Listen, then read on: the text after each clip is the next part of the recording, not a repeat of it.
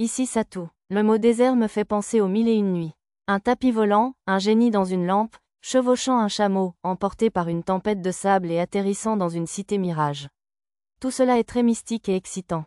1, 2, 3. Seulement 10 golems géants? Ne me sous-estimez pas. Rejetant ses cheveux lavande par-dessus son épaule, Arisa tendit son bâton vert émeraude, fabriqué avec une branche claire de l'arbre monde. Elle le pointa au-delà des dunes de sable qui miroient dans la brume de chaleur, où 10 golems de 6 mètres chargeaient vers elle, soulevant du sable. Désintégration. Quelques instants après avoir parlé, un sort avancé de magie de l'espace jaillit de son bâton, formant des vagues spatiales qui submergèrent les golems. Whoop! Dans un étrange bruit de succion, des morceaux du torse des golems disparurent. MVA, MWA, MOWA. Les derniers cris des golems résonnèrent tandis qu'ils s'effondraient. Je les avais créés avec objets de pierre et création de serviteurs de la terre, mais malgré leur niveau 30, ils avaient été détruits aussi facilement que du papier mâché. À ce rythme, Arisa pourrait probablement affronter l'armée d'une ville entière sans être blessée. Et, du gâteau. Faisant tournoyer son bâton vert, Arisa afficha un sourire triomphant. Elle portait une tenue mignonne de Magical Girl, mais son expression la faisait plutôt ressembler à un personnage secondaire malchanceux. Arisa, incroyable? Un morceau de viande, monsieur.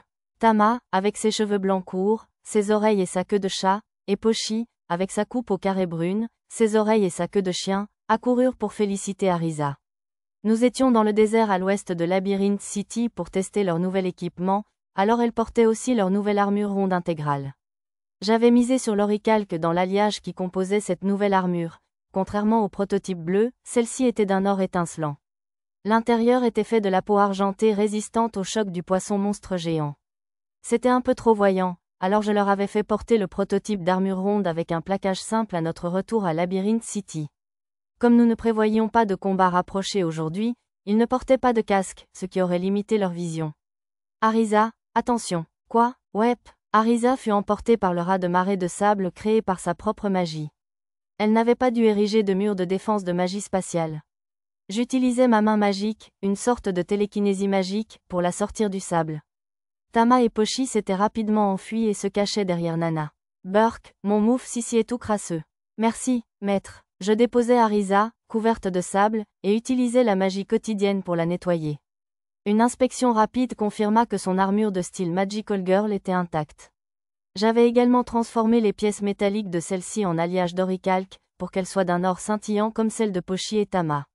Arisa, ça va? Lisa, une fille écailleuse aux cheveux cramoisis tressés dans le dos, s'agenouilla devant Arisa pour la surveiller. Sa queue caractéristique et les écailles oranges autour de ses mains et de son cou étaient dissimulées par son armure. Fabriquer une armure métallique capable de dissimuler sa queue était assez difficile. Pour combler les trous, j'avais combiné un alliage d'oricalque flexible et du tissu tissé à partir de la peau argentée d'un poisson monstre géant. Je vais bien, j'ai juste baissé ma garde un peu trop tôt. Arisa sourit à Lisa, l'air inquiet. Maître, j'ai terminé l'évaluation de la nouvelle fonction forteresse de l'armure et des capacités de déplacement du bouclier flottant de magie spatiale, je vous rapporte. Nana, un homoncule ressemblant à un humain d'âge scolaire, fit son rapport avec son air impassible habituel. Le mur de défense de sa nouvelle armure la protégeait parfaitement de la vague de sable, si bien qu'aucune mèche de sa longue chevelure blonde ne dépassait. J'avais installé cette fonction forteresse pour résister aux attaques de monstres géants comme les maîtres de zone.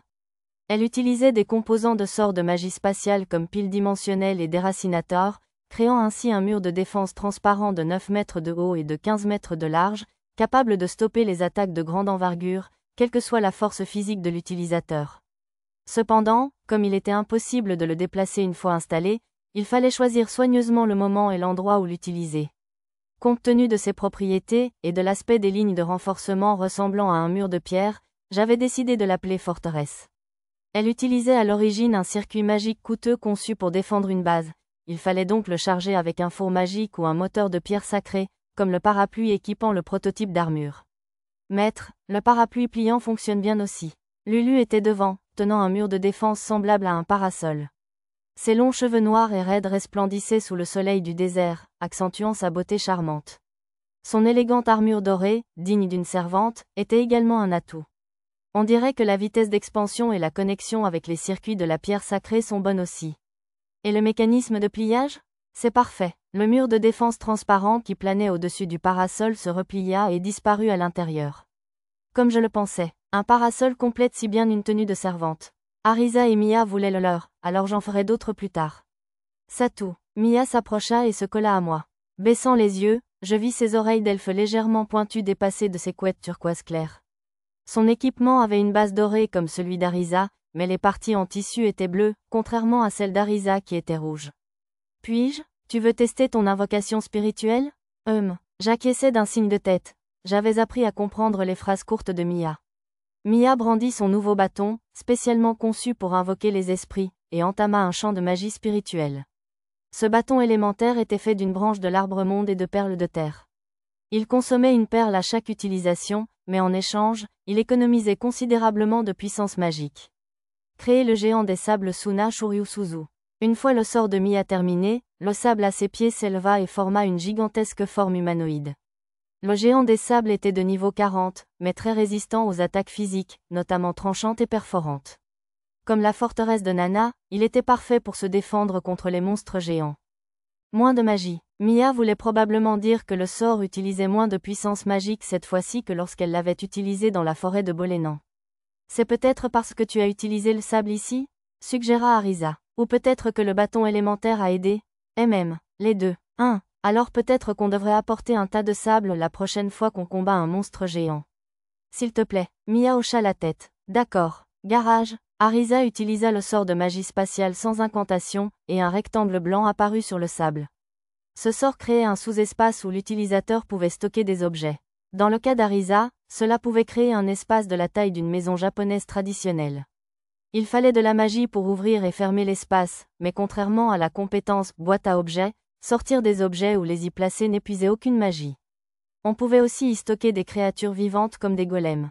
Mia, ordonne au géant de terre de mettre du sable dans le garage, s'il te plaît. Géant de sable. Corrigeant l'erreur d'Arisa, Mia ordonna à sa création spirituelle de verser du sable dans l'ouverture du garage. Je prendrai du sable de rechange plus tard. Bon, essayons le pistolet d'accélération de Lulu. J'ai pointé un golem que j'avais envoyé au-delà des dunes de sable comme cible de tir d'essai. D'accord. Lulu a sorti un fusil noir éclatant de son pack fait. J'ai utilisé la pointe que Lulu avait reçue du dragon noir Heilong pour créer le canon de ce fusil. La poignée et d'autres détails ont même été réalisés à partir des écailles de Heilong. Le fusil avait environ la longueur d'une lance, trop long pour être tenu comme un fusil normal. Il fallait donc le maintenir à la hanche et le fixer avec de la magie avant de tirer. Arisa voulait que je fasse un canon à mécanisme à bascule, comme dans des mangas comme The Five Star Stories, mais j'ai refusé, car ce serait moins puissant. Utilisons des balles normales pour l'instant.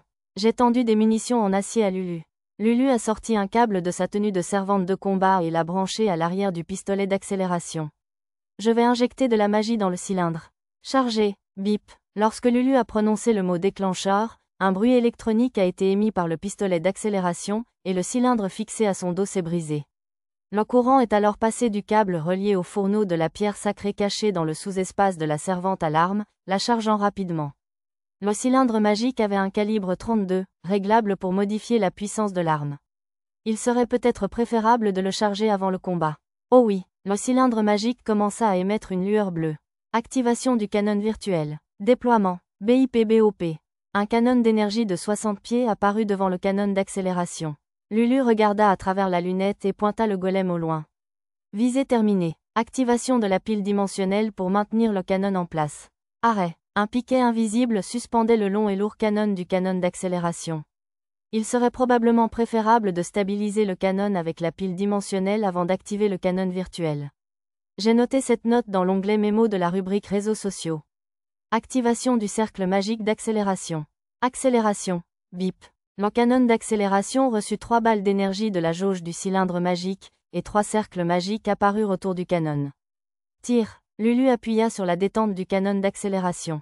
Un grand boom retentit lorsque la balle sortit du canon, laissant une traînée rouge dans l'air en touchant sa cible et en réduisant le golem en miettes. Il est bien plus puissant que les armes que tu as utilisées jusqu'à présent. Avec 3 cercles magiques d'accélération, il peut atteindre des vitesses subsoniques. J'avais utilisé le sort porte d'accélération, tiré d'un des parchemins reçus lors de la demande de collecte déposée à la Guilde des Explorateurs. J'avais ajouté le canon virtuel jetable en raison de la distance nécessaire pour accélérer la balle avec porte d'accélération et de la façon dont l'accélération soudaine brûlerait le canon. J'avais aussi presque terminé la création d'une forteresse flottante avec 5 canons magiques. Mais vu la puissance et la magie nécessaires à ce projet, j'avais donné la priorité à ce canon d'accélération. Subsonique, hein? Allez, fais quelque chose qui pourrait au moins surpasser un canon électrique. Comme d'habitude, Arisa lança nonchalamment une suggestion ridicule. Un canon électrique? Ils sont rapides, déjà? J'ai entendu dire qu'ils peuvent atteindre Mach 20. Ça a l'air complètement fou. Je ne peux pas le faire aller 20 fois plus vite. Sur ce, j'inspectais le canon d'accélération de Lulu. Grâce au canon virtuel, le vrai canon n'a que légèrement chauffé, sans aucun dommage aux composants. Comment était le recul, Lulu? Absolument pas, monsieur. C'est très différent de tous les fusils à munitions réelles que j'ai utilisés jusqu'à présent. Il n'avait donc pas de recul? Je devrais peut-être essayer de le rendre encore meilleur qu'un railgun, alors. Il faudrait que je teste moi-même quelques trucs d'abord. Mais comme il faut tirer avec le canon si bas, c'est un peu difficile à viser. Et je pense qu'il risque d'être facilement affecté par le vent. Je vais ensuite améliorer les organes de visée. Et je pourrais peut-être stabiliser la trajectoire des balles grâce aux rayures. J'avais choisi de ne pas utiliser de rayures, des rainures en spirale creusées à l'intérieur du canon, cette fois-ci afin d'atteindre des vitesses subsoniques. Si je voulais améliorer l'accélération et la précision, je devrais peut-être ajouter des rayures au canon virtuel. Ainsi, le canon lui-même ne subirait aucune usure. Plus importante encore, maître, pourriez-vous supprimer tous ces bips et ces bips? Ça ne facilite pas la compréhension de ce qui se passe? Je ne sais pas, ça gâche un peu le côté cool. Attendez, vraiment? J'ai regardé Lulu pour confirmation, et elle a hésité, puis a légèrement hoché la tête. D'accord, je vais voir si j'arrive à le faire parler, alors. Laissez la grande Arisa choisir les répliques pour le tir, etc. Je ne sais même pas encore si ça va marcher. Elle s'emporte toujours. Si je trouvais un moyen de produire des clips vocaux, je pourrais peut-être créer des outils pour Encounter des sorts et ce genre de choses. Maître, je souhaite aussi tester la nouvelle épée flexible de fondation, je vous prie. Sur ce, Nana créa une épée transparente avec sa capacité de fondation. Elle était basée sur le code du sort de magie pratique bouclier flexible, mais modifié pour produire une épée. Elle servait principalement à parer et à repousser les hordes d'ennemis, elle ne fonctionnait donc pas contre des adversaires plus forts. Au mieux, l'épée était à peine aussi solide qu'une épée de fer forgée par moi, mais comme elle était basée sur le code du bouclier, elle était assez robuste. Je vais créer un golem pour que tu puisses la tester. Compris, je le déclare. J'ai réfléchi à diverses questions en regardant Nana combattre le golem avec son épée flexible. C'est assez ennuyeux, et se battre avec une arme transparente me semble plus compliqué que rentable. Arisa et Lisa ont donné leur avis. De toute façon, c'est juste pour le soutien, alors ça me semble correct, non? Comme elle se déplaçait de manière semi-automatique, l'utilisateur n'était pas trop sollicité, mais ses mouvements étaient aussi faciles à lire. Mais j'ai pensé que c'était un juste compromis, cet équilibre semblait préférable. Nos améliorations avancent bien. Bon, battre un maître d'étage a l'air difficile, alors je veux m'assurer que vous êtes tous aussi bien équipés que possible. J'ai hoché la tête vers Arisa, l'air satisfait, puis j'ai regardé les autres. Ils étaient tous devenus encore plus forts depuis leur premier combat contre un maître de zone, un mois plus tôt. Ils s'étaient réentraînés auprès des maîtres elfes de la forêt de Bolénan, avaient appris de nouvelles techniques et amélioré leur coopération. Les elfes m'ont également aidé à créer de nouveaux équipements. Après avoir sauvé Zarigon et vaincu un maître de zone, ils ont continué à progresser. Au niveau 47, ils en avaient vaincu plus d'une vingtaine, ce qui, combiné à ceux que j'avais vaincus seuls, signifiait que nous avions exterminé la plupart des maîtres de zone de la strate supérieure du labyrinthe. Nous allions probablement devoir bientôt nous mettre à chasser dans la strate intermédiaire. Notre orphelinat privé et notre soupe populaire à Labyrinth City fonctionnaient quasiment tous seuls, sans aucune aide de ma part, si ce n'est financièrement, ce qui m'a permis de me concentrer pleinement sur l'entraînement de mon groupe et l'exploration du labyrinthe. Nous lancions des cours pour les enfants qui voulaient aussi devenir explorateurs, mais comme j'avais embauché du personnel pour les gérer, il n'y avait plus grand-chose à faire de mon côté. Il me restait d'autres terrains et bâtiments que j'avais achetés en plus de notre manoir, alors j'envisageais d'ouvrir une école d'explorateurs, mais ce n'était pas encore prévu. Il me faudrait probablement d'abord trouver des terrains de chasse où les élèves pourraient s'entraîner sur le terrain. Voilà pour les tests du nouveau matériel. Arisa et Mia, vous devez apprendre 5 nouveaux chants chacune. Ça vous va? D'accord. Bien sûr, les appareils de fabrication que j'utilisais pour développer de nouveaux équipements ne pouvaient pas produire de circuits magiques à angle droit, ils n'étaient donc pas adaptés à la fabrication d'outils magiques nécessitant une certaine durabilité, comme des armures et des armes. Du coup, je les ai utilisés pour produire des prototypes, mais j'avais encore besoin de la magie d'Arisa et Mia pour les finitions. Des chaussures volantes? C'est vous qui les avez fabriquées? Quand Arisa aperçut les chaussures que j'avais sorties de mon sac, ses yeux s'écarquillèrent. Non, c'était une trouvaille. Je pensais que ce serait pratique pour tester ces planches flottantes. Même en cas de chute, personne ne se blessera. J'ai ensuite sorti un outil magique de la taille d'une planche de surf et je l'ai placé à côté des chaussures. Comme le bouclier flottant, la planche était un outil magique qui utilisait le sort de magie pratique planche flottante et pouvait flotter dans les airs si on l'imprégnait de magie. J'ai injecté de la magie dans la planche pour la faire flotter, et les filles l'ont toutes regardée avec émerveillement. Quoi, est-ce qu'elle peut voler dans le ciel, monsieur? Non, elle ne monte qu'à hauteur de taille environ. Comme pour le sort original, la hauteur correspondait à la quantité de magie dépensée, c'était donc la limite maximale pour celle-ci. Contrairement aux chaussures volantes, cependant, la planche ne nécessitait aucun ingrédient rare pour sa fabrication. Cela signifiait que je pouvais probablement la produire en masse, comme mes épées magiques. Je n'étais pas sûr qu'il ferait des ravages, mais je pensais qu'il pourrait théoriquement servir à transporter des bagages ou à empêcher les chariots de se bousculer. J'avais le pressentiment qu'ils étaient peut-être déjà utilisés dans des endroits que je n'avais pas encore visités. Foon, tu veux essayer? Oui, j'ai soulevé Tama sur la planche flottante, et les autres enfants se sont rassemblés autour. Moi aussi, je veux faire du vélo, monsieur. Maître, je veux aussi faire du vélo, je vous prie. J'ai accepté que chacun d'eux essaie de le faire avec mon aide avant de voler seul. Pendant ce temps, j'ai sorti l'outil magique suivant et je l'ai posé sur une dune. C'est quoi celui-là? Un prototype que j'ai développé avant de fabriquer le pistolet d'accélération de Lulu pour tester le circuit magique. Je pensais que c'était une sorte de porte bizarre. Comme le sort original s'appelait porte d'accélération, j'avais transformé ce prototype en un cadre hexagonal pour le tester. Essaie de lancer une pierre à travers. Waouh, c'est amusant. Dès que la pierre lancée par Arisa franchit la porte d'accélération, elle fila à toute vitesse. Tu pourrais peut-être t'en servir comme catapulte? Genre, Satou, on part? Exactement. J'imitais une réplique tirée d'un anime de mecha bien connu, et Arisa hocha rapidement la tête, comme si j'avais lu dans ses pensées. J'avançais donc en trottinant jusqu'à la porte d'accélération et la franchissais. J'eus l'impression d'être tiré par mon corps, et je filais à une vitesse d'environ 70 km à l'heure. Maître, Arisa m'a informé que vous développez un outil magique permettant une accélération rapide sur le champ de bataille. Permettez-moi de vous aider à le tester. À mon retour, je fusillai Arisa du regard pour s'être amusée aux dépens de Lisa, toujours aussi sérieuse. Arisa se cachait derrière Lulu, l'air désolé. Elle ne s'attendait probablement pas à ce que Lisa la prenne au sérieux. Ça te dirait de m'aider, alors? Lisa acquiesça avec enthousiasme. Dès que Lisa et moi avons commencé à le tester, Pochi, Tama et Nana se sont alignés pour nous aider. Même l'arrière-garde s'est jointe à eux pour mesurer les distances. Fonce. Tenant une planche flottante, Tama a franchi 3 portes d'accélération, fonçant à une vitesse subsonique.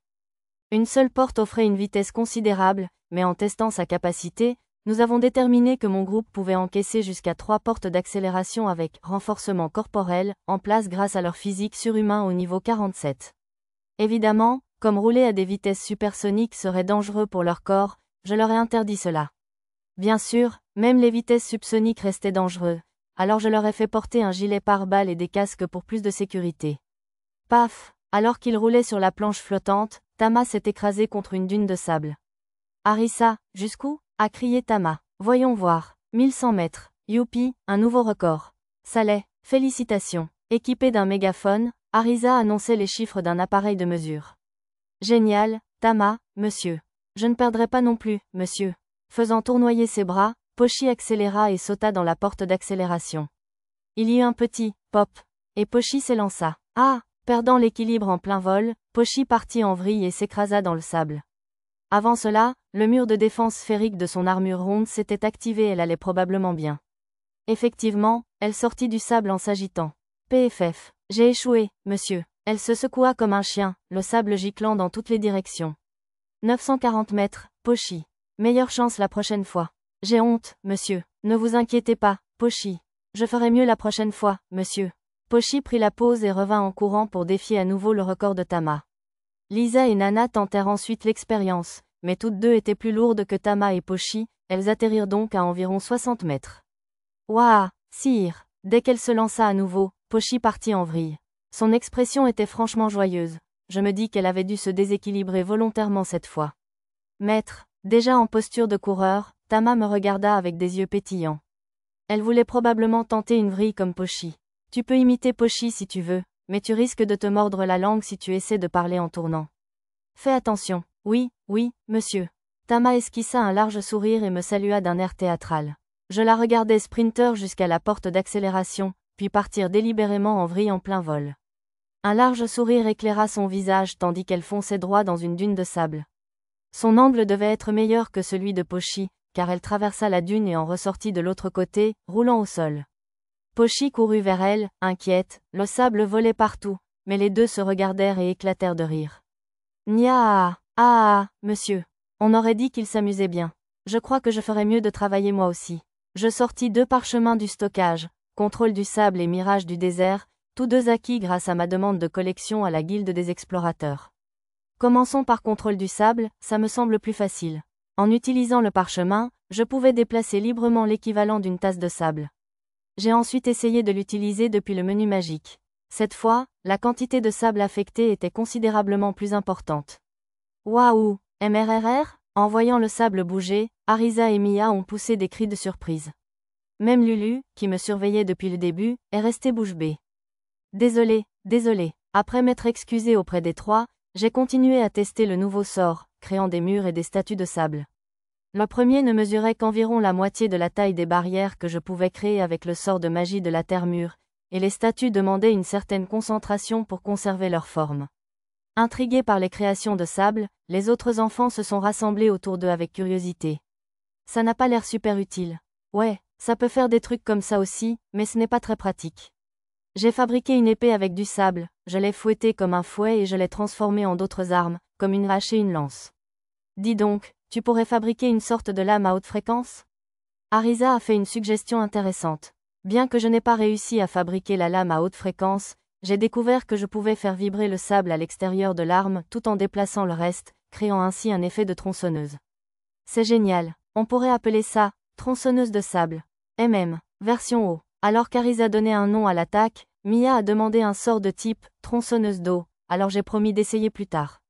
Cela semblait être l'essentiel du sort de contrôle du sable. Je suis ensuite passé à Mirage du désert. La cité céleste? Elle flotte, monsieur. Maître, aucune fille n'en tombe, à mon rapport. Étrangement, Nana a fait référence à un film d'animation classique. Arisa a dû se remplir la tête d'informations inutiles. Ils ont recommencé à recréer toutes sortes de scènes mémorables, Mia produisant des pigeons voyageurs grâce à la magie spirituelle, Arisa faisant semblant de jouer de la trompette, etc. Alors je les ai ignorés et je suis retourné tester le nouveau sort. Donc, ça agrandit juste l'échelle, je suppose? Quand j'ai utilisé Mirage du désert dans le menu magique, la ville semblait un peu plus grande et plus réaliste, mais c'était tout.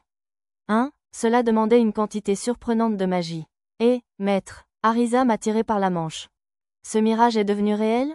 Waouh, vous avez raison. Un mirage avec une forme physique réelle semble contradictoire, à mon avis. Je vais aller voir. J'ai utilisé course aérienne pour m'envoler vers la ville flottante. Un mirage normal s'éloigne à mesure qu'on s'approche, mais j'ai réussi à entrer dans celui-ci sans problème. Comment est-il? Toujours inquiète, Arisa m'a contacté avec le sort de magie spatiale téléphone. Les bâtiments sont très 1001 nuits, mais je peux les toucher, et on dirait que de l'eau coule dans les canaux. Ma carte indiquait que cette zone n'existait pas, comme lorsque j'étais dans une prison fantôme créée par la magie des ombres. J'ai utilisé course céleste pour explorer le mirage d'en haut et j'ai confirmé qu'il n'y avait personne dans la ville. J'ai inspecté quelques maisons et le palais au centre, mais il ne semblait pas y avoir de meubles ni rien de tel non plus. En consultant mon journal, j'ai découvert que j'avais acquis plusieurs nouveaux titres. Plus grand que titre acquis, maître de la tour, titre acquis, maître de la cité des mirages, titre acquis, seigneur des illusions, titre acquis, maître de l'autre monde, titre acquis, seigneur de l'autre monde comme d'habitude, il y avait des titres étranges mélangés. Mais puisque c'est un parchemin, ça devrait être un sort intermédiaire, non? C'est peut-être une sorte de magie de l'espace, pas de magie de la lumière? Arisa avait raison. J'ai sélectionné Mirage du désert dans le menu magie et j'ai consulté ces informations détaillées sur l'art. Avancé. Quoi? Apparemment, c'est un sort de magie composite avancé. En fait, c'était un mélange de 3 magies, lumière, ombre et espace. Pas étonnant qu'il nécessite autant de PM. Avancé? Mais je croyais que les parchemins ne pouvaient contenir que des sorts intermédiaires et inférieurs. En effet, l'atelier de parchemin du vicomte Siemon que je fréquentais ne pouvait pas du tout fabriquer de parchemin de magie avancée, et encore moins un mélange de 3 magies. C'est peut-être parce qu'il provient d'un labyrinthe. Le labyrinthe de la tempête de sable, où ce parchemin a été trouvé, n'existait plus, mais il pourrait en rester d'autres. Outre la guilde des explorateurs, j'ai décidé de faire appel à la guilde des marchands pour tenter de récupérer d'autres parchemins d'autres contrées. L'espace d'un instant, au cœur de la cité Mirage, j'ai cru apercevoir une silhouette d'enfant. J'ai aperçu un éclair violet près de leur tête, pensant qu'Arisa avait peut-être utilisé la magie spatiale, mais sa position n'avait pas changé sur mon radar. Rien d'autre n'était visible sur mon radar ni sur ma carte, peut-être que mes yeux me jouaient des tours. Qu'est-ce qui ne va pas? Non, rien. Il faisait extrêmement chaud et lumineux dans le désert, ce genre de choses devait arriver tout le temps. D'accord. Après cela, j'ai essayé de fabriquer des golems et autres objets, et j'ai découvert que le mirage que j'avais créé pouvait être maintenu. Cependant, cela coûtait environ 100 PM par minute, ce qui le rendait probablement impossible pour quiconque d'autre que moi, car ma magie se régénérait à un rythme insensé de 180 PM par minute. Les sorties ne pouvaient être ouvertes que par le créateur du mirage, même à l'intérieur, ce qui pouvait probablement servir à des fins diaboliques. Cependant, la magie spatiale d'Arisa permettrait de s'échapper de l'intérieur du mirage, ce qui impliquait qu'il serait impossible d'y piéger des démons ou d'y téléporter des monstres. Techniquement, il pourrait probablement servir d'espace de stockage de grande capacité, mais j'avais déjà mon système de stockage illimité. Au mieux, peut-être serait-il utile comme hébergement temporaire pour les réfugiés ou pour emprisonner les bandits capturés. Papillon, après avoir testé les nouveaux sorts et équipements, alors que nous faisions une pause à l'ombre d'un petit dirigeable que j'avais fabriqué à partir du stockage, Tama trouva un papillon rouge vif. Dans le désert, on peut voir à travers de l'autre côté. Arisa et Lisa inclinèrent la tête vers lui. On ne peut pas le toucher? Ah, il s'est enfui, monsieur. Tama tenta d'attraper le papillon, mais sa main le transperça. D'après mon art, c'était une apparition inoffensive appelée papillon fantôme. Sous nos yeux, il se divisa en 2, puis en 3. Tama et Pochi poursuivirent chacune un papillon fantôme différent. La fuite des papillons devait avoir éveillé son instinct animal. Pochi s'accroupit à 4 pattes, la queue battante, fixant sa cible. Salut, monsieur. Pochi bondit sur le papillon fantôme, puis disparut soudainement. Pochi, elle avait dû se retrouver coincée dans des sables mouvants. J'utilisais téléportation pour me téléporter à l'endroit où elle avait disparu, puis je plongeais dans le sable à sa poursuite. Mon radar indiquait sa position, mais je ne parvins pas à la repérer avec ma main magique. Armure magique assistée. Je m'entourais de magie, empêchant le sable de me pénétrer les yeux et le nez tandis que je me frayais un chemin à travers les sables mouvants pour poursuivre Pochi. Bientôt, je sortis de l'obscurité sablonneuse pour accéder à un espace ouvert. Activant le sort de magie pratique lumière de mana depuis le menu magie, j'illuminais les alentours. Le sable continuait de tomber du plafond et coulait au fond de la grotte comme de l'eau, où je trouvais Pochi inconsciente. Pochi, la soulevant, je vérifiais qu'elle n'était pas blessée.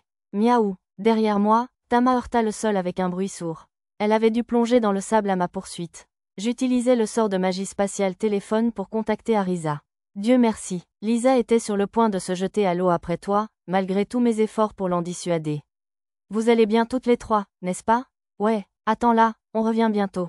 D'accord. À en juger par ma carte, on aurait dit que Nana retenait Lisa de se jeter à l'eau après Tama. Pochi, MMMRGH. Tama, les yeux de Pochi s'ouvrirent brusquement. Ah, maître, monsieur. Pochi se leva d'un bond. Tu as mal? Tu peux respirer? Pochi va bien, monsieur. À ces mots, je portais une main à ma poitrine et soupirais de soulagement. Bon, allons. En commençant à parler, je remarquai que Tama fixait la caverne, les oreilles au garde-à-vous. Qu'est-ce qui ne va pas? Il y a quelque chose, monsieur? Il y a quelque chose de bizarre. L'instinct de Tama avait presque toujours raison dans ces situations.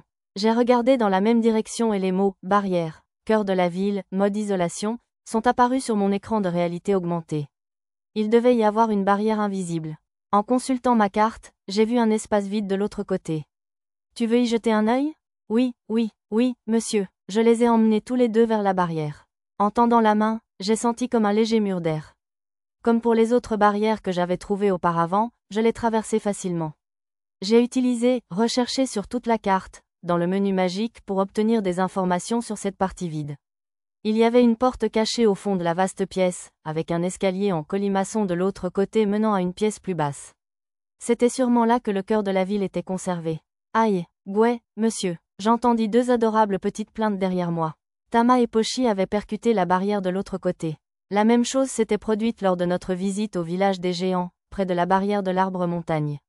Ça va? Ne vous inquiétez pas, soyez heureux. Ce n'est rien, monsieur. Tandis qu'ils se frottaient le nez, je pus les attirer à l'intérieur avec leurs mains libres. J'ouvris la porte dérobée et descendis l'escalier en colimaçon, Tama et Pochi à mes côtés. Par précaution, j'envoyai Arisa et les autres prendre le dirigeable pour attendre. Étincelant. Très joli, monsieur. Au pied de l'escalier se trouvait une salle en forme de dôme d'environ 45 mètres de diamètre. Un objet blanc cristallin, brillant et multiforme, flottait au-dessus d'une zone légèrement surélevée en son centre.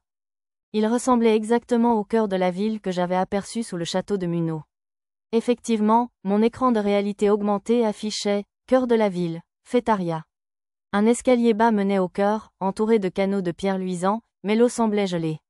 Le cœur de la ville scintillait faiblement, sa lumière terriblement faible. Je suis monté en haut des escaliers menant au cœur, mais il n'a pas réagi. Au château de Munno, le cœur de la ville m'avait parlé.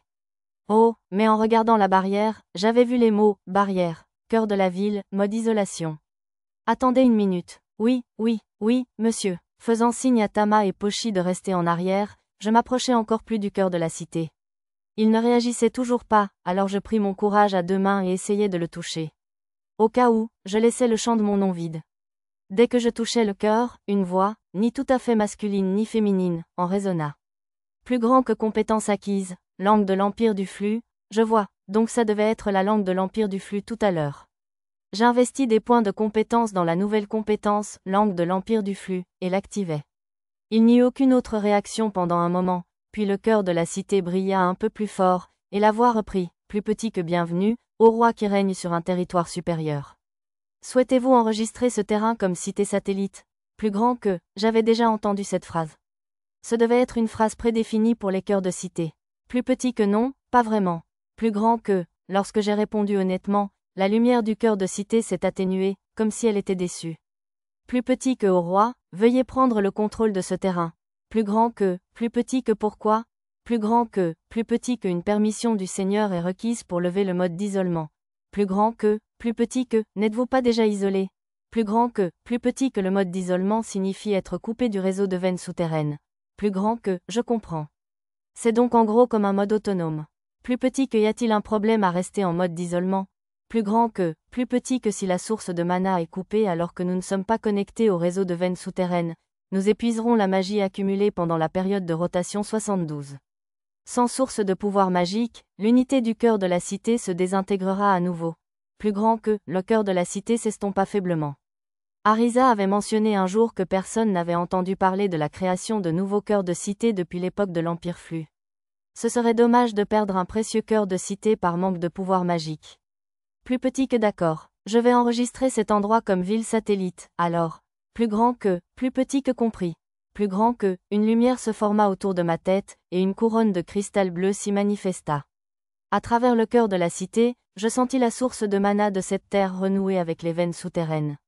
Comme il avait été laissé seul si longtemps, il y eut une résistance considérable lorsque la source se reconnecta. Globalement, c'était très étrange.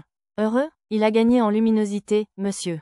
Tama et Pochi semblaient enthousiasmés par la transformation du cœur de la cité. Même s'ils ne comprenaient pas ce que disait le cœur en déclin, le duo bienveillant semblait s'en inquiéter. Plus petit que enregistrer d'autres administrateurs adjoints, plus grand que, le cœur de la cité, d'un bleu éclatant, scintillait alors vivement. Plus petit que qu'est-ce qu'un administrateur adjoint, plus grand que, le cœur de la cité expliqua qu'il s'agissait de tous les nobles ayant la pairie. Plus petit que les administrateurs adjoints bénéficient-ils de privilèges spéciaux, plus grand que, plus petit qu'un administrateur adjoint dispose d'un terminal et peut l'utiliser pour communiquer, ainsi que pour utiliser les pouvoirs du cœur de la cité relatifs à son autorité. Plus grand que, communication entre terminaux. À quelle distance peuvent-ils communiquer? À l'intérieur de la ville et de ses environs immédiats.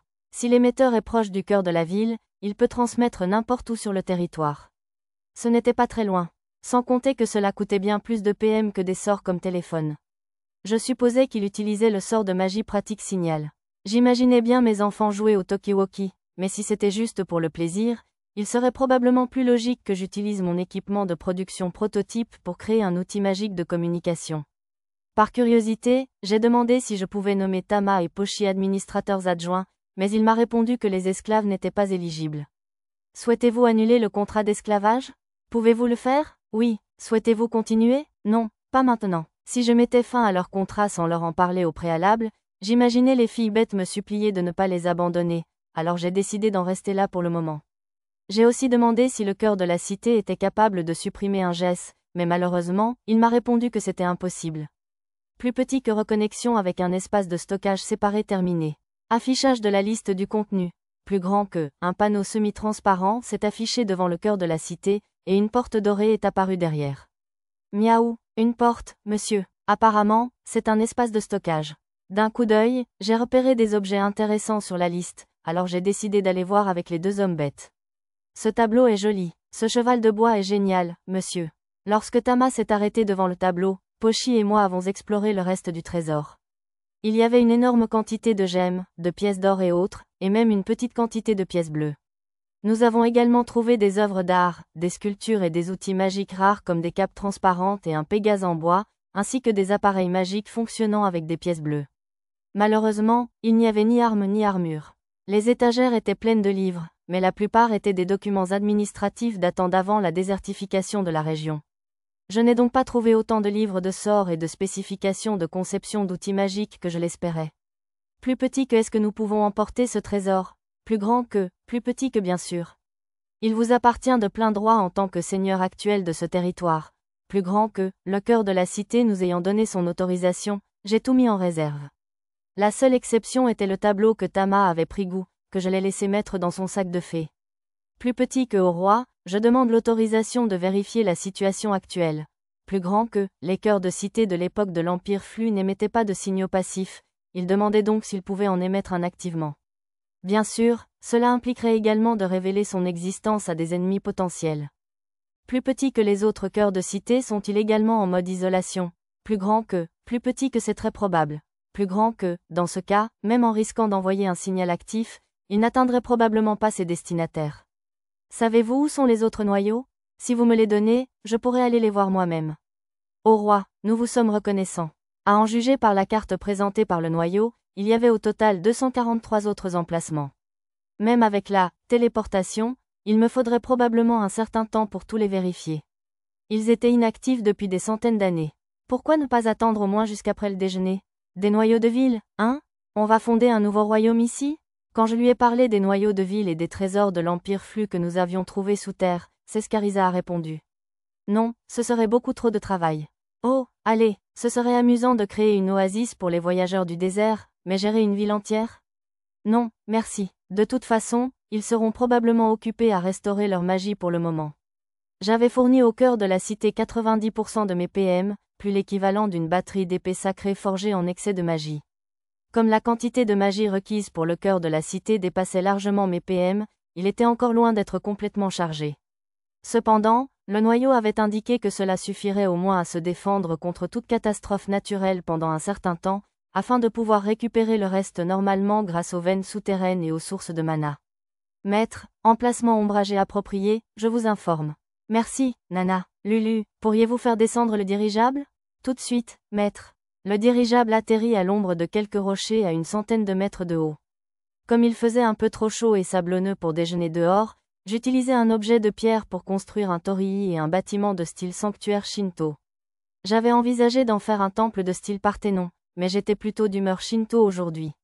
Malgré ma prudence, je n'eus pas de flashback mystérieux comme lorsque nous avions vu le portail de voyage en pierre brisée de style torii dans le comté de Seryu. Un torii en pierre, c'est une chose, mais que le sanctuaire lui-même soit en pierre, c'est un peu étrange. C'est vrai, je devais acquiescer à Arisa. Ensuite, j'ai utilisé des sorts comme rideau d'air et climatisation pour ajuster la température autour de nous. Cool, c'est vraiment bon, monsieur. Même Tama et Pochi, qui jouaient dans le sable, devaient être épuisés par la chaleur du désert.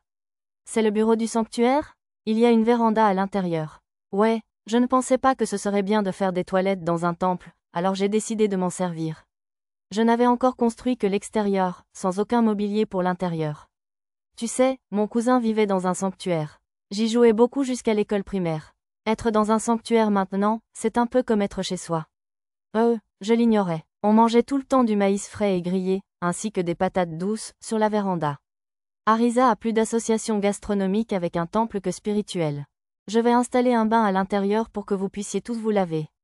Après avoir brossé les cheveux d'Arisa pour enlever le sable, j'ai utilisé objet de pierre pour construire une baignoire et un canal d'évacuation dans le bureau. Ce sort était presque trop pratique. La baignoire ressemblait davantage à une piscine, alors j'ai installé des cloisons autour. Maître, vous devriez vous baigner avec nous. Et même, ensemble. Désolé, j'ai autre chose à faire. Arisa et Mia ont essayé de m'entraîner jusqu'au bain, mais un peignoir aurait compliqué le nettoyage du sable, et je n'étais pas à l'aise à l'idée de me mettre nue dans la baignoire avec les filles plus âgées. Oh, mais c'était l'occasion de voir votre. Arisa, a averti Mia. Enfin, l'occasion de vous servir, maître. J'ai envoyé Arisa, grognon, se laver derrière les cloisons, puis j'ai utilisé magie quotidienne pour me purifier avant de parcourir quelques documents que j'avais acquis sous terre. Quelle est l'immensité du pouvoir des dieux? Cette grandiose introduction marquait un passage du journal du Seigneur décrivant la naissance du grand désert. Mais nous, simples mortels, n'avons jamais pu contrôler pleinement l'orbe de flamme draconique, qui contient le pouvoir du dieu dragon. Tiens, cette orbe de flamme draconique n'était pas mentionnée dans la liste des matériaux que j'avais découverts à Bolénan. Le plus proche que j'avais été une perle de véritable dragon. Au sens littéral, cette orbe de flamme draconique était peut-être un objet contenant le souffle de flamme du dieu dragon. Tout a été réduit en cendres. Les forces du Seigneur démon, nos armées et nos villes, et la terre même de l'Empire ont brûlé, et même notre veine souterraine a été détruite. Je doute que le jour vienne où l'homme puisse à nouveau vivre sur cette terre. Le journal s'arrêtait là. Il n'y avait ni eau ni rien dans la salle du cœur de la cité, donc le Seigneur avait dû abandonner le cœur et partir. Tiens, mais lorsque j'ai restauré le cœur depuis le mode isolation, il a pu se connecter à la veine souterraine sans problème. Enfin bref, plus importante encore, je voulais examiner cette orbe de flamme draconique à l'allure dangereuse. Au cas où, j'ai fouillé mon stockage et la carte, mais je n'ai rien trouvé de tel. J'ai poussé un soupir de soulagement. Quoi de neuf, maître? Arisa s'est approchée, un lait fruité à la main. Je lisais comment ce désert est né. Quoi? Je pensais que vous auriez trouvé des illustrations secrètes de l'Empire de l'afflux ou des livres de sorts. Il y avait aussi quelques livres de sorts. Vous voulez les lire plus tard? Bien sûr, moi aussi. Arisa et Mia semblaient excitées. Séchant les cheveux encore humides de Mia avec une serviette, je leur ai demandé si elles avaient des envies pour le déjeuner. Je veux des nouilles somen. Et pour le dessert, une moitié de pastèque entière. La demande d'Arisa ressemblait à un rêve d'enfant pour les vacances d'été. Un repas? Je veux de la viande aussi, monsieur. Séchez-vous les cheveux d'abord, vous deux. Tama et Pochi sont arrivés en courant, trempés jusqu'au haut, alors Lisa les a rattrapés et les a séchés. D'accord, mais peut-être que tu pourrais aussi t'habiller en premier, Lisa. Du somen et de la viande, hein? Alors, que dirais-tu de porc char et sciu, d'omelette et de dés de concombre et de tomates? Ça ressemble à un plat de nouilles froides classique. Des nouilles froides, ce serait bien aussi. J'en ferai demain. Oh, je sais, prenons des nagashi somen. Bien sûr, pourquoi pas? J'ai assez de bambou. Du bambou? Mia pencha la tête, alors je rassemblai les enfants et leur expliquai la tradition japonaise des nagashi somen, un plat de nouilles servi en s'écoulant dans un canal en bambou. Ensuite, je sortis du bambou du stockage, le coupai en deux verticalement, coupai les nœuds et les attachai avec des perles d'esprit des arbres. Esprit de l'eau. Mia utilisa le sort de magie spirituelle, créer un esprit de l'eau, pour invoquer un pseudo-esprit aquatique appelé Undyne. Il utilisa ses pouvoirs de manipulation de l'eau pour contrôler l'eau qui coule pour les nagashi somen. Oh, l'eau tourne en boucle. Une fois l'eau arrivée au fond, elle se déplaçait dans l'air et remontait vers le haut du canal. Ainsi, les nouilles non ramassées en descendant remontaient également vers le haut. Très impressionnant. Mia rougit et hocha la tête à mes compliments. Lulu et Lisa m'aidèrent à faire cuire les nouilles et à préparer la garniture. Mia avait quelques demandes supplémentaires, et j'ai donc préparé des champignons géants bouillis sucrés-salés. Ils auraient fait une excellente garniture pour le riz à sushi. Pour une raison inconnue, nous avons fini avec plus de variétés de char et sciu que de nouilles, mais personne ici n'y verrait d'inconvénient. Bon, c'est parti. Une fois les préparatifs terminés, j'ai fait aligner le groupe le long du canal en bambou et j'ai commencé à verser les nouilles du haut, une portion après l'autre. Si je n'en versais pas assez, les filles au bout du canal n'en auraient jamais eu. Génial. C'est très élégant, je vous assure. Mia et Nana semblaient prendre plaisir à ramasser les nouilles. Trop dur. Monsieur Nouille nous échappe sans cesse, monsieur. Tama et Pochi n'étaient pas aussi doués avec les baguettes que les autres, alors ils avaient du mal. C'est délicieux. La texture du char et sciu change selon qu'on le mélange avec les concombres ou les tranches d'omelette. Je veux essayer. Moi aussi, monsieur. Après quelques tournées de nouilles, Lisa s'est rapidement tournée vers le porc, et Tama et Pochi ont suivi, remplissant leurs assiettes de viande au lieu de nouilles. Oh, j'ai trouvé des nouilles roses. Au mot d'Arisa, Tama dressa l'oreille. Des nouilles jaunes. Quand Mia intervint, Pochi se retourna à son tour. L'odieux d'homme bête courut voir les nouilles colorées, car Isa était ravie de montrer. Colorées? Elles ont un goût différent aussi, monsieur? Elles ont le même goût, mais on dit que manger des nouilles colorées est bon pour la santé. Arisa inventa une légende pour piquer la curiosité de Tama et Pochi. Moi aussi, je veux être béni, monsieur. J'attraperai le prochain? J'avais mélangé des nouilles colorées juste pour le plaisir, mais il semblait qu'elles plaisaient aux enfants, même dans un monde parallèle. Tama et Pochi étaient debout, baguette à la main, alors j'ai fait couler des nouilles colorées vers eux. Pour les attraper plus facilement, j'ai utilisé main magique pour ralentir les nouilles lorsqu'elles sont passées devant moi. Je suis tellement rapide, on dirait qu'elles sont figées, monsieur. C'est parce qu'elles le sont. Vous les avez? Salut, monsieur. Les deux se sont précipités comme des oiseaux de proie pour ramasser les nouilles qui ne coulaient plus. Ils avaient abandonné les baguettes et utilisaient leurs mains. Glissantes? C'est bon, monsieur. J'en veux encore, monsieur. Enfin, je suis content qu'ils apprécient, au moins. Il ne faut pas les attraper à main nue. Tenez, utilisez-les. Oui, oui. Désolé, monsieur. Lisa les gronda, puis leur prit leurs baguettes et leur donna des pinces. J'ai décidé de participer à la fête aussi. La plupart des plats que nous mangions dans le labyrinthe étaient nourrissants et nutritifs, alors c'était agréable de déjeuner léger et rafraîchissant pour changer. Les nouilles fraîches me faisaient un bien fou. Quand j'ai réalisé que les enfants commençaient à se lasser de la soupe de nouilles classique, je leur ai proposé de la sauce sésame, puis j'ai dégusté mes propres nouilles avec divers condiments. La pastèque, c'est le meilleur dessert par temps chaud. Une fois notre déjeuner de Nagashi semaine terminé, nous nous sommes installés sur la véranda et nous sommes régalés de pastèques. J'avais distribué de grosses moitiés de pastèques à qui le voulait, à déguster à la cuillère. Inutile de préciser que c'était la demande d'Arisa. Le char réciu était bon, mais la pastèque est délicieuse aussi, monsieur. Oui, oui, Pochi et Tama avaient tellement rempli leurs assiettes de porc qu'on ne voyait plus les nouilles en dessous, mais visiblement, leur appétit était intact, car ils enfonçaient presque leur visage dans les pastèques. Attention, vous deux, si vous mangez des graines de pastèque, elles pousseront dans votre ventre. Miaou, oh non, monsieur. Tama et Pochi parurent horrifiés par la blague d'Arisa. Alors au lieu de manger les graines, vous les recrachez comme ça. Pfeu, il faut recracher les graines comme ça pour profiter pleinement de l'été de sa jeunesse. En entendant les mots d'Arisa, je me suis souvenu d'une autre personne qui m'avait dit un jour. Assise sur la véranda, Arisa me regarda et son sourire rappela celui d'une jeune fille aux cheveux verts. Allez, maître, ne ramassez pas les graines avec un cure-dent. Vivez un peu, Ichiru, tu ne dois pas manger comme une telle dame. Les cheveux violets d'Arisa flottaient dans la douce brise du désert. Au même moment, se superposant à ce qui se trouvait devant moi, je vis les cheveux argentés d'une fille bruisser doucement dans la brise estivale. Les flashbacks se succédaient. Que se passe-t-il? Maître, une main élancée me ramena à la réalité. Je secouai légèrement la tête, essayant de dissiper cette étrange sensation. En regardant Nana, je me souvins que c'était le même rêve éveillé que j'avais eu lorsque nous jouions près d'un ruisseau dans la forêt de Bolénan. Oh, ce n'est rien. Le soleil du désert a dû m'épuiser un peu, c'est tout. Prenez soin de vous, maître, dit doucement Lisa. Juste à ce moment, Lulu revint de la cuisine. Maître, j'ai préparé un punch aux fruits. Délicieux. Les fruits flottant dans le sirop sucré sont très mignons, je vous assure. Mia et Nana étaient ravis du dessert délicat que Lulu avait préparé. Il y avait aussi des morceaux d'ananas et de kiwi qui flottaient, si éclatants que leur simple vue me rafraîchissait. La douceur du sirop était suffisamment délicate pour rehausser la douceur naturelle des fruits sans être trop forte. C'est délicieux, Lulu. Quand je l'ai complimentée sur son travail, Lulu m'a adressé un sourire radieux.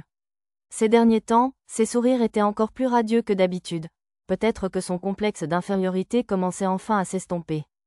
Elle avait aussi préparé un grand bol de fruits que Rei et Yuneya nous avaient offert lors de notre dernière visite à Paradise Island, au retour de la forêt de Bolénan. Les bananes sont délicieuses. J'aime aussi les pommes et les ananas, monsieur. Le kiwi est délicieux avec du yaourt, je vous assure. Tous les fruits étaient frais et délicieux. Nous nous sommes reposés un moment et avons savouré les fruits tropicaux. Je reviens tout à l'heure. Pendant que les enfants faisaient la sieste après le déjeuner, j'ai décidé d'aller faire un tour dans le désert pour voir comment allaient les autres centres-villes. Soyez prudents, d'accord? Ne faites rien de fou. J'ai fait signe à Arisa pour rassurer ses inquiétudes maternelles, puis je me suis envolée vers le ciel avec course aérienne. Une fois assez haut, j'ai utilisé course éclair pour me diriger vers ma première destination. Cette zone est vraiment immense. Pas étonnant qu'on l'appelle le Grand Désert. Elle était divisée en plusieurs zones sur la carte, plus vaste que tous les autres endroits que j'avais traversés jusqu'à présent.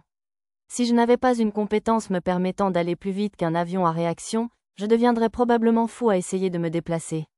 Est-ce que tout ça est dû à cette orbe de flammes de dragon? Il y avait plusieurs hautes chaînes de montagnes à la frontière du désert. Je me demandais si l'explosion avait créé les montagnes et pourquoi la transformation en sable s'était arrêtée à cette frontière. Sable, Sable, sable. C'était étrange que le désert soit composé de si peu de choses que du sable. Il y avait des monstres, mais en si petit nombre qu'on ne les croisait jamais, sauf par malchance. Oh, une oasis. À l'extrême ouest du grand désert se trouvait une petite oasis. Au lieu de faire partie du grand désert, cette région s'appelait l'émirat de Vustelu, où vivait une tribu appelée le peuple du sable. D'après les informations recherchées sur toute la carte, le territoire était presque 4 fois plus grand que le duché d'Ugosh, mais la population et le nombre de villes n'atteignaient qu'environ celui d'un seul comté du royaume de Shiga. J'étais tenté de faire un détour pour explorer cette nouvelle région, mais j'ai hésité, car j'étais en pleine recherche des cœurs de cités enfouis dans le sable. Une fois que mon groupe aurait vaincu un maître d'étage, terminé cette partie de l'entraînement et retourné visiter la ville de Seriou, nous pourrions explorer les autres terres. J'ai fait le tour de chacun des 243 points et n'ai trouvé que 2 cœurs de cités vivants.